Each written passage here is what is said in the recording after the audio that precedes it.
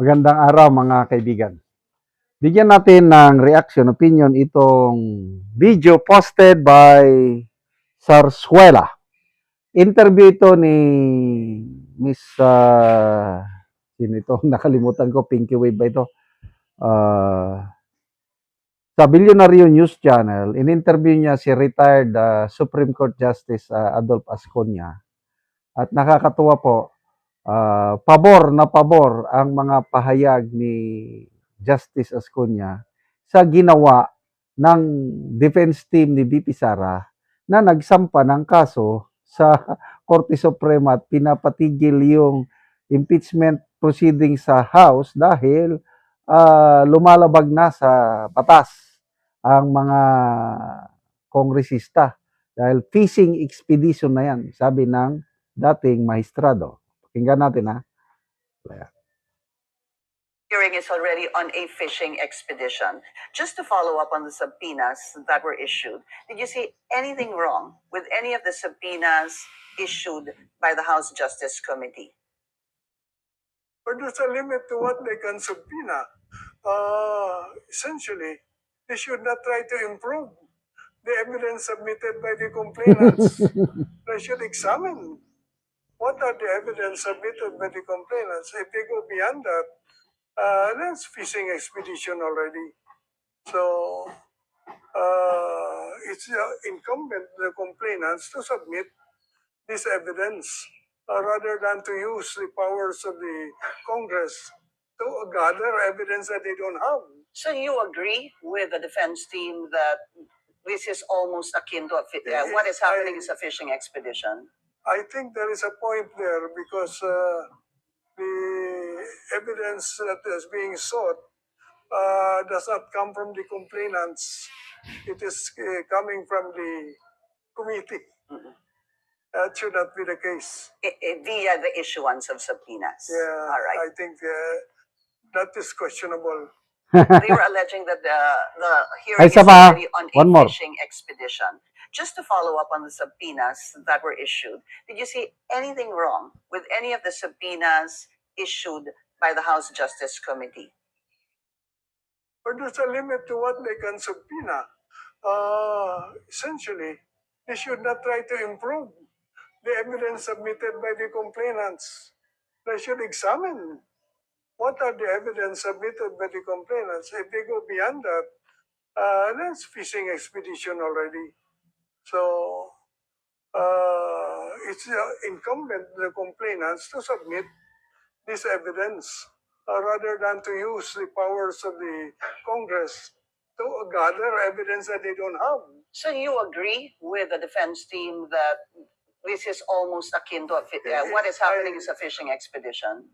I think there is a point there because the evidence that is being sought does not come from the complainants. It is coming from the committee. That should not be the case. Via the issuance of subpoenas. Yeah, All right. I think that. Oh, klaro ha. Retired Supreme Court Justice ang nagsasabi na sumusobra sa kapangyarihan ang Committee on Justice. Bakit sila ang mag-gather ng ebidensya laban kay BP Sara? Wala talaga, no? Inapuran nila, bakit, ang tagal, diba, na void ab initio yung impeachment last year? So they have 1 year to prepare, gather evidences. Bakit hindi sila nag-gather? Ibig sabihin, yung mga reklamo nila, puros haka-haka, assumptions, conclusions kaagad, without presenting facts. Kasi ganyan yan sa batas eh. Bago ka maka-come up with conclusion, facts muna, evidences muna. So itong mga evidences na ito will lead you to this conclusion. Ang kanila is, BP Sara, unexplained will siya. Dahil, bakit? Ilan yon? 18 million lang ang kanyang network after 16 years, naging 88 million. Unexplained wealth yan. Yan ang assumption nila. Nasaan ang ebidensya nila na magpapatunay na unexplained wealth nga ang vice presidente na tumaas ang kanyang network in 16 years, tumaas ng 70 million. Dapat magpakita sila ng ebidensya. Wala. Kaya nagsusubpoy na sila. So yung mga bangko, produce this one, this one, this one, this one. Diyan na tayo magkakaalaman. Kasi ang mga bangko, nag-iisip din yan. Sinabi na ng isang bank manager na yung, sa ngayon, sinubpoy na sila ng Committee on Justice.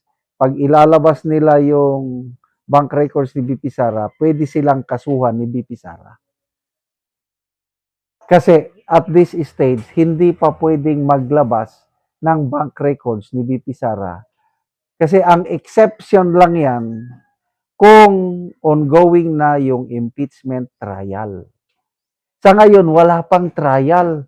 Preliminary investigation pa lang, inquiry pa lang.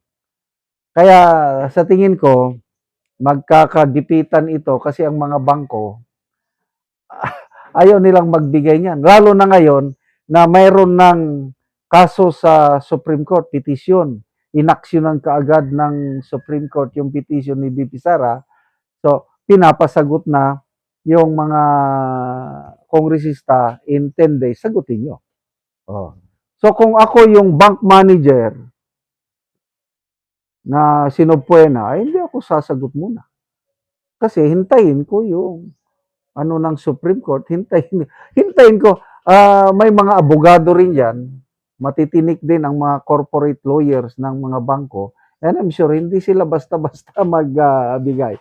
So, salamat po, Justice Asconia, sa inyong pahayag na sinasabi kasi nila takot daw si BP Sara humarap sa accountability niya. Bakit siya tumakbo ulit sa Supreme Court? Bakit? Karapatan man ng kahit sinong Pilipino na tumakbo sa Supreme Court. Hintayin natin ang baka ma-strike to na naman itong mga kongresista, ma-void ab initio na naman itong impeachment proceedings na ginagawa nila. Salamat mga kaibigan sa inyong pagsubaybay sa channel na ito. Nakakatulong kayo ng malaki sa tribong Talandig ng Bukidnon dahil ang sweldo natin sa channel na ito is pantulong po sa tribo. Namimigay tayo ng libreng yero at pako para makapagpatayo sila ng mas maayos na tirahan. Panoorin niyo ang video na ito. Ani ang yero nga ipanghatag sa mga tao na po 11 kapamilya sila. Matagaan og yero. Og tuwa ang baong ilang kargahan.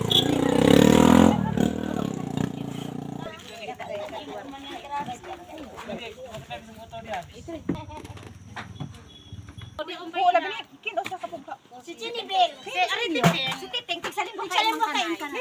Naman yan! Kanapon ulang dito.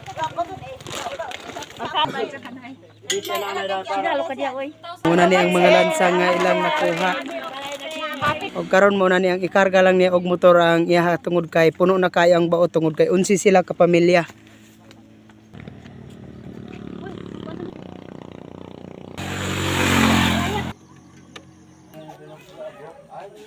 Duha ka bao-bao.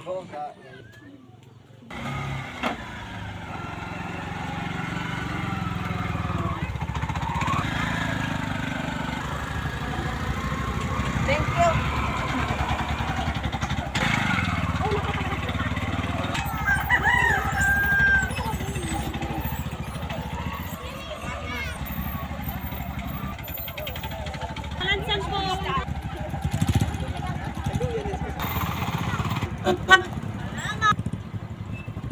Og karon abot na gyud ang yero sa gitabang sa mga tao.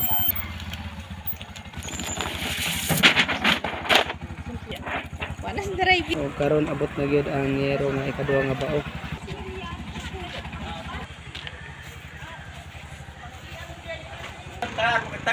Og karon mao na ni ang atupnente sa natagaan na mo og yero. Lata na gid ka ayo. Pila na din nanti ka tuig imong balay? 3 30 na. 30 na katuig.